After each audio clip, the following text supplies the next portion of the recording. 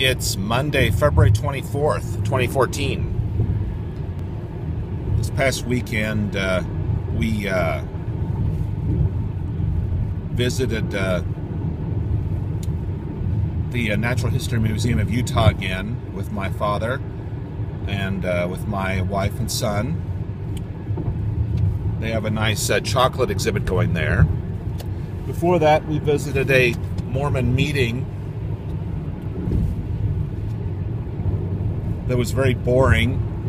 Basically went to the Mormon meeting to pick up my father. He goes there. My father has dementia, so he was not listening too closely to the meeting. He just kind of goes there just for habit, I guess. The meeting was very boring. Kids speaking rote talks. A mother with her boring talk, and a very strict Mormon father talking about how obedient, the best way you can improve your spirituality in Mormonism is to be obedient. Obedience, obedience, obedience. A bunch of disturbing bullshit. But we had a good time at the museum. My son loved to run around the place. That's essentially our regular church, the Natural History Museum of Utah.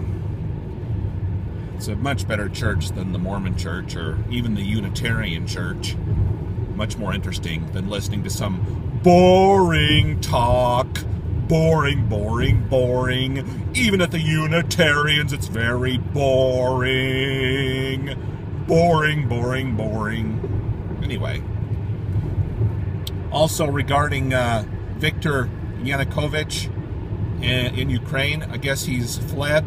Maybe he's gone to Russia. Maybe he's going to live with Edward Snowden. It's interesting how the chumps on the left all go to work for the anti-American governments. Tom Hartman, prime chump, works for RT, Russia Today. George Galloway, a prime chump, works for Press TV from Iran. Anyway, interesting how why are liberals such easy chumps? Chumps to Islam, chumps to Russia, chumps to Iran. It's amazing. Noam Chomsky, Amy Goodman, all chumps. Idiots. Fools. Anyway. Now I have to admit that I have some concerns about the American government. For example, when we visited Washington, D.C. recently, when we went to the Capitol building, that place is on super lockdown. It's not a temple of freedom. To see the place, you have to go through a tour that is like where they treat you like little kids. You have to stay right in a little group like a bunch of little chickens.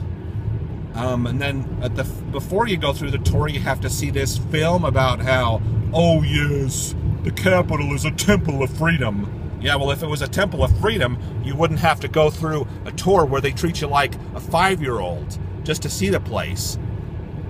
And in the rotunda, if you want to step out into the middle to take a picture, the tour guide will say, oh no, you have to stay right with the group, just like a little 5-year-old, or just like a little chick or a duck in a next to its mommy. It's not a temple of freedom. Sorry. That was one of the most disappointing aspects of our tour to D.C. So anyway, I do have some concerns about the American government. As the more rich snobs become members of Congress, I can see why they want to have the Capitol building kind of be similar to the gated communities they otherwise live in. So, yeah, the liberals are right, and even the teabaggers are right, and that the American government has problems when the rich snobs take over. But the rich snobs are taking advantage of the teabaggers by saying, oh, anti-government, anti-government, anti-government. The regular income teabaggers just latch onto that and say, oh yeah, we agree with that. They're chumps too. So there can be chumps on the conservative side too. Liberal chumps who love Russia Today and Press TV and George Galloway and Amy Goodman and Noam Chomsky and Edward Snowden. And maybe they'll love Viktor Yanukovych. Maybe he'll go live with Snowden, like I say. Anyway, don't be a chump of the rich. Don't be a chump of the liberal pansies, the peaceniks. Don't be a chump of anybody. That's the bottom line. Okay.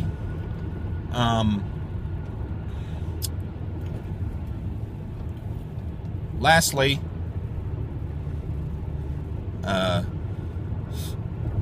we visited a market over the weekend, Friday or Saturday, called Tay Do Market on Redwood Road, and we bought some rice rolls there, and they ended up being rotten.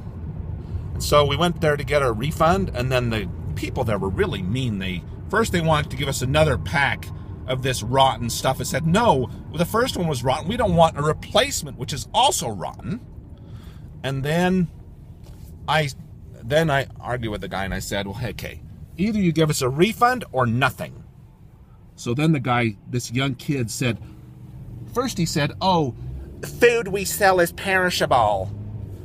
And once it leaves our store, we're not responsible for what happens to it, even though we just bought it the day before. And then I said, well, refund or nothing. And then he said, well, nothing. So you compare and contrast that with stores like Trader Joe's, Whole Foods, even Smith's and a Kroger affiliate, or Winco, all stores which will readily take food back if it's rotten or if you're not satisfied with it. But I think there's a culture in Vietnam and in China that is imported here when people come and set up shops here who are immigrants from those places, who say, hey, we're going to sell you food, but if it's like shitty, then sorry, buddy, you take your chances when you buy shitty food from my store like Tay Do. So I'm going to post links on my blog of pictures of the shitty piece of crap food that they sold us, and then maybe something will happen, because I'm going to be complaining to the government about them.